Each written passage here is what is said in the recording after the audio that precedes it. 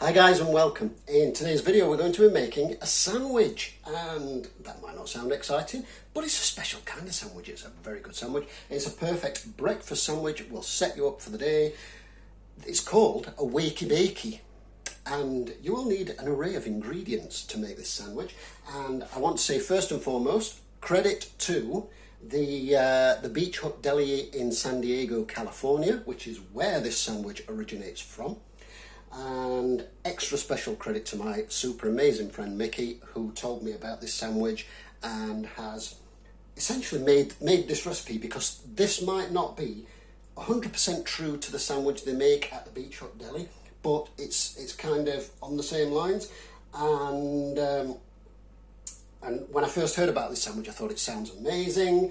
My friend was kind enough to go through the whole steps of figuring out what was in it and how to make it, and then letting me know so I could make it. I've made one, I've tasted it, it's so good. But we'll need some ingredients. So we will need some cheese, grated cheese. I have here mature cheddar because I like cheese that bites back a little bit. We'll need some butter. We will need some garlic. I would ordinarily use a garlic clove, however I don't have a garlic clove, so I'm going to use some garlic paste. This is to make garlic bread. And of course, for that we need bread, 2 slices of. We need some guacamole, or I believe the original sandwich uses avocado, but guacamole is the closest thing. I mean, you know, we're not exactly overflowing with avocados in Scotland in approaching wintertime. We will need some cream cheese. We will need an egg. We will need some bacon, which I've extra special crispied already, in readiness. We will need a pan to make the bread in. This is, as you can see, has already been used to make the garlic bread. We will need a preheated oven about 190 degrees C. And let me put you down here so we can kind of see what's going on. You'll have to bear with me. I'm filming on the phone on this weird little tripod, gorilla pod thingamabob, and I'm kind of trying to figure out how I can set it so that we've got a decent angle and my phone doesn't fall out. Bear with me. Bear with me. Technical difficulties. We'll be back shortly. Yeah, here we go. Right.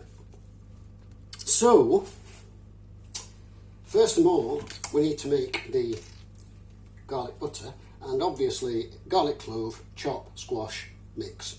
In this case, it's garlic paste. I'm going to put approximately a clove's worth in there, so you'll have nice garlic breath to fend off the vampires after one of these, which is always good. Give it a good mix together, and it helps, of course, if your butter's slightly soft. If you store it in the fridge, take it out of the fridge for a little beforehand, and once that's mixed up nicely, generously coat both slices of bread with said butter. If you have some left over, pop a lid on it and save it. A good coating on both slices. We then slap them on the tray, thusly. And just for a bit of artistic flair, I am going to take some basil, if you're English, or basil, if you're American, and give it a good sprinkle. Just makes it look nice, and it adds a little bit of flavour as well, of course. We wang that in the oven, 190 degrees, for about 10 minutes. So I'll be back momentarily. We're back out of the oven, and I could have done with leaving these couple of minutes extra, but it's not going to matter. It's not going to matter. It's still going to. You can see the butter, the garlic butter's melted into the bread. It's gone crispy. And what we need to do now is flip them over, and you need a generous portion of grated cheese. In this case, mature cheddar. And I'm going to be a bit more generous today than I was with yesterday's, because as nice as it was, I love cheese. And you know, I know loads of cheese is not good for you, but hey, you know, what's the point if you can't enjoy food, eh? So, a nice generous dollop of mature cheddar cheese. So you're kind of making a cheese on toast, a Welsh rarebit, if you will, but a slightly fancy one because you make it with garlic bread.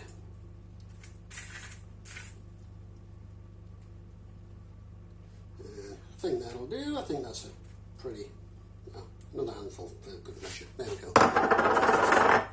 Throw that back in the oven for another sort of 3 to 5 minutes.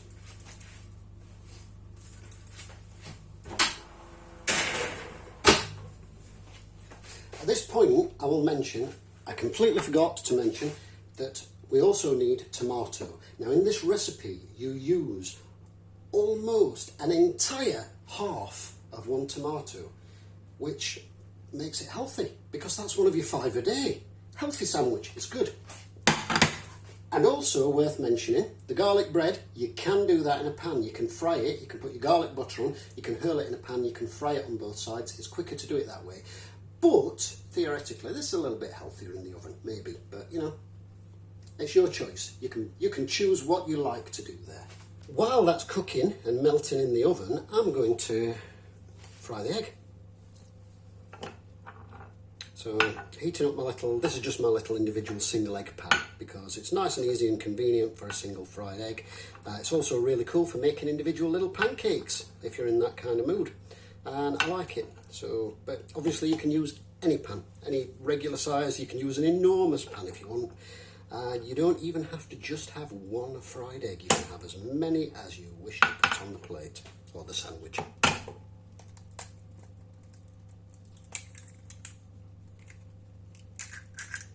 And of course, if possible, try and keep the yolk intact because a runny yolk is always, always better. So we'll be back with you very shortly. Ooh, look at that. We're back in, and that's the garlicky, cheesy bread done. You can toast the cheese a bit longer if you like it a bit crispier and bubblier and cheesier, or a little bit less. It's entirely up to you. There is no specific rule to this sandwich. You can play about with it a little bit. Take the cream cheese and a good healthy spread of cream cheese over the melted cheddar or whatever your favourite melty cheese happens to be.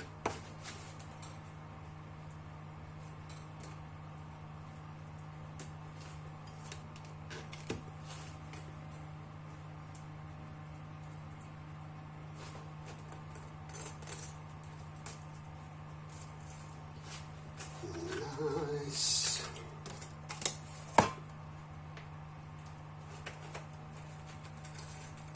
Oh, yes. Next up, I'm just going to dive in here with my hands, excuse me. Bacon.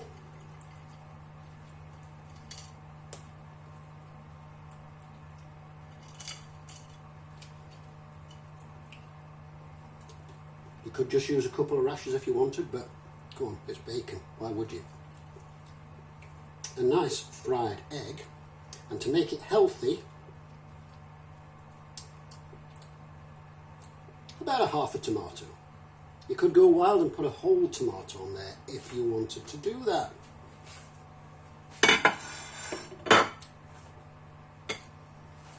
Next up, let me just give my hands a rinse, bear with me.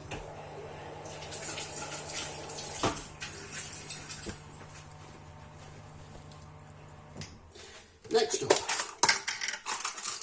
guacamole. You know what, I'm just going to use the same knife because I've got to use this guacamole up today anyway.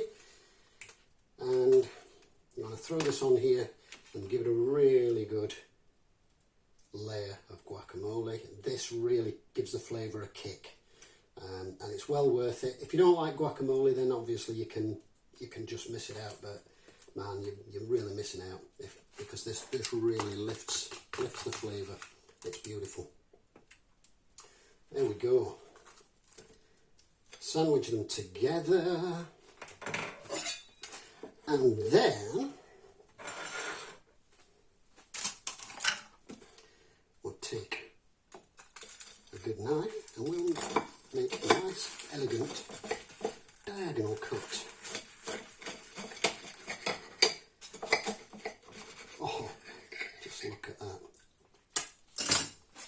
And excuse me, but oh goodness, oozing everywhere. And there we go. There's a lovely cross section. I've overdone the egg a little bit, unfortunately. A runny yolk would have been better, but again, personal preference, it's all good. And the all important taste test, of course.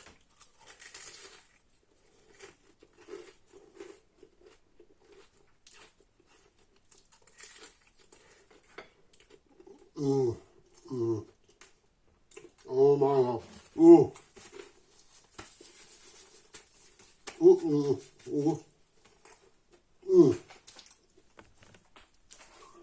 Have a napkin because it's going to get messy. But oh, so damn good. So there we go, people. That's a WakeyBakey. Go ahead and make yourself one. Change it up a little bit if you want to. Leave a comment below if you try one. Let me know what you think. If you change up the recipe a bit, modify it to suit yourself. Let me know what you think. If you happen to be in San Diego in California, go to the Beach Hut Deli and have one of the original ones. And pop a note in the comments and let me know what it's like. Thank you for watching. I hope you've enjoyed this video, and I hope you will enjoy this sandwich. I'm sure you will if you make one. And if you'll excuse me, I'm now going to stuff my face. That is so good.